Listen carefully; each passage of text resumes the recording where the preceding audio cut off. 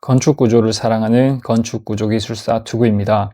오늘은 건축구조기술사가 어떤 일을 하는 사람인지, 그리고 이 자격증을 따르면 어떤 과정을 거쳐야 하는지, 현실적인 소득 수준까지 솔직하게 이야기해 보겠습니다. 매우 간략한 저의 소개입니다. 자랑하려는 의도는 전혀 없습니다. 유튜브에는 구조에 대한 정보가 부족하거나 때론 정확하지 않은 내용도 많다고 느꼈습니다. 저는 건축구조 분야에 대해 어느 정도는 준비되어 있다고 생각하고 그 배경을 여러분들에게 보여드리고 싶어 이 페이지를 만들었습니다. 제가 운이 좋아서 학부 때 이제 1등으로 졸업하기도 했고요. 혹시 제가 드리는 말씀 중에 잘못된 부분이 있다면 언제든지 댓글로 지적해 주십시오. 제가 더 배우고 반영하겠습니다. 목차입니다. 먼저 건축과 관련된 주요 자격증 3가지, 건축사, 건축구조기술사, 건축시공기술사에 대해서 간략히 말씀드리고요. 저희가 하는 일이 무엇인지, 그리고 이 자격증을 취득하기 위해서 시험 문제는 어떤 것들이 있는지, 건축구조기술사가 되기에 대략적인 조건은 어떤지, 그리고 마지막으로 제가 유튜브를 하려는 이유를 말씀드리겠습니다. 건축사, 건축구조기술사, 건축시공기술사 뭐가 다를까요? 건축업계에서 이제 가장 주요한 자격증이 이렇게 3가지가 될 것입니다. 건축공학이나 건축학 학부를 졸업하고 이 3가지 자격증 중에 하나를 취득하는 분들이 꽤 많으실 텐데요. 먼저 이제 건축주가 있겠습니다. 건축주가 있고요. 건축주가 이제 집을 지으려고 새로운 새 집을 이렇게 지으려고 한다고 생각해 봅시다. 그러면 먼저 건축사를 찾아갑니다. 건축사를 찾아가서 내가 이런 집을 지으려고 하니 설계를 좀 해주세요. 이렇게 의뢰를 하면 건축사분들이 이제 저희한테 건축 구조와 관련된 것들은 저희에게 의뢰를 합니다. 건축 구조라 하면 이제 뭐 기둥, 보 이런 것들의 크기 저희가 이제 정하게 되겠죠. 건축 구조 기술사에게 의뢰를 하고 그러면 저희가 이제 구조 도면이라는 것을 그립니다. 건축 도면 아시겠지만 거기 건축 도면 뒤에 보다 보면 구조도라는 게 있거든요. S 뭐 땡땡땡으로 이 도면 번호가 보통 지정되는데 여기 S는 아마 structure일 겁니다. 구조. 그래서 이제 이 구조도를 다시 건축사에게 납품을 하면은 마지막으로 건축 도면을 그리게 됩니다. 저희 말고도 건축사분들은 뭐 소방에도 외주를 주고요. 아니면 전기, 설비. 각각 이 분야에 다 또 기술사가 존재합니다. 마지막으로 이제 건축 시공기술사. 모든 현장에 이제 건축 시공기술사가 배치되는 건 아니지만 일정 규모를 넘어가면은 건축 시공기술사가 현장에 배치가 되어야 합니다. 건축 시공기술사가 시공기술, 공정 등을 이제 총괄하는 역할을 하게 될 겁니다. 여기서 참 저희가 조금 어려운 일 중에 하나가 건축 구조가 이제 과하게 되면 공사비가 늘어나고 부족하면은 안전에 문제가 생기지 않습니까? 경제성과 안정성을 동시에 항상 고려를 해야 합니다. 다음으로 저희가 또 하는 일입니다. 앞서 말씀드렸다시피 구조 설계를 하고 안전 진단, 구조 감리를 주로 합니다. 구조 안전 진단 같은 경우는 기존 건물의 구조적 상태를 평가하고 보수나 보강이 필요한지를 판단합니다. 그리고 아까 앞서 말씀드렸다시피 구조 설계 및 또 구조 검토가 있습니다. 건축 도면에 맞는 시스템을 설계하거나 용도 변경이나 구조 부재를 좀 없애야 되거나 추가해야 되는 경우 기존 건물에 대한 구조 검토도 하게 되고요.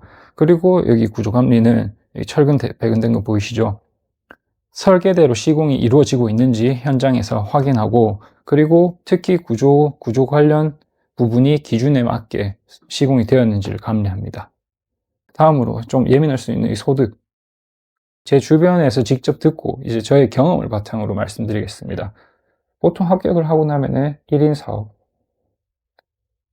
사업자, 사무실, 프리랜서 격으로 일을 하시는 분들도 있고 그리고 아니면 기업의 직장인으로 취업을 하시는 분들도 계십니다.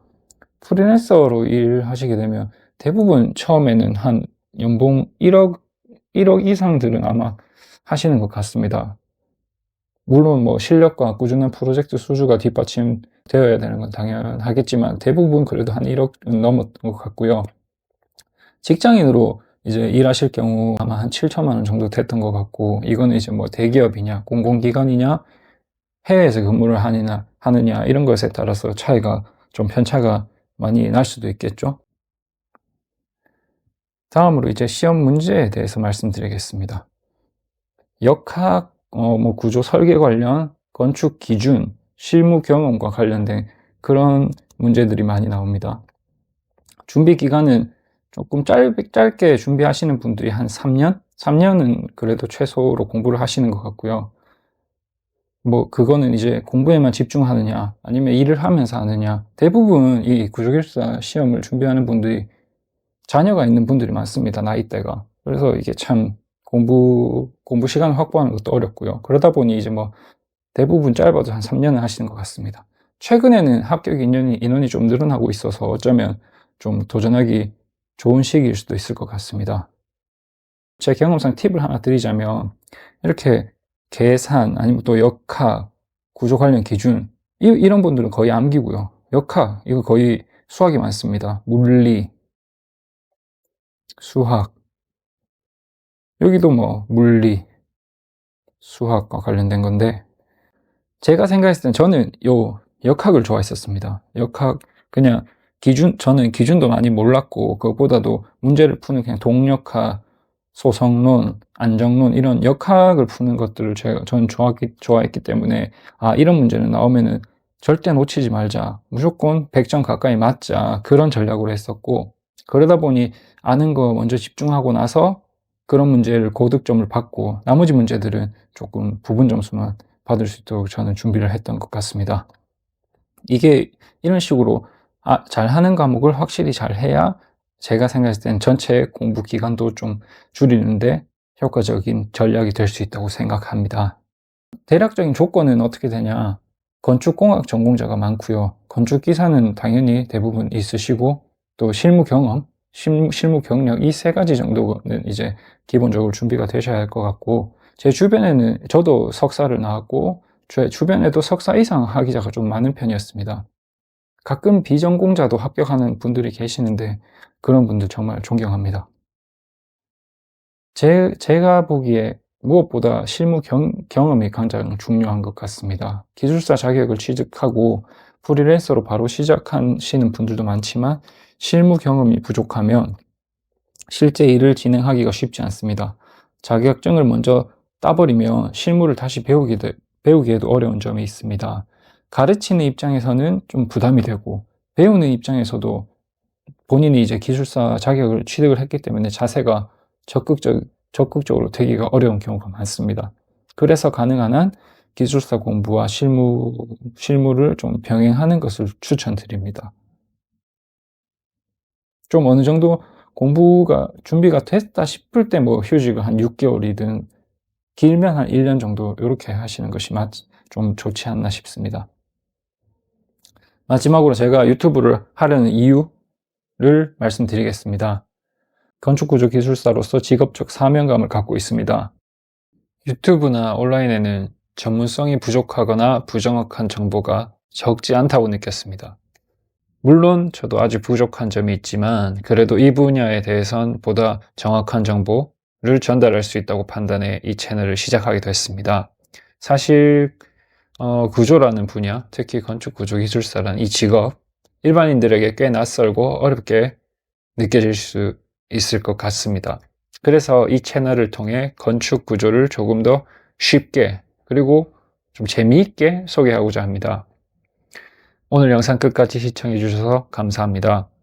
건축구조에 관심이 있으시다면 앞으로도 다양한 주제로 계속 다룰 예정이니 구독해 주시면 감사하겠습니다. 지금까지 건축구조를 사랑하는 건축구조기술사 투구였습니다.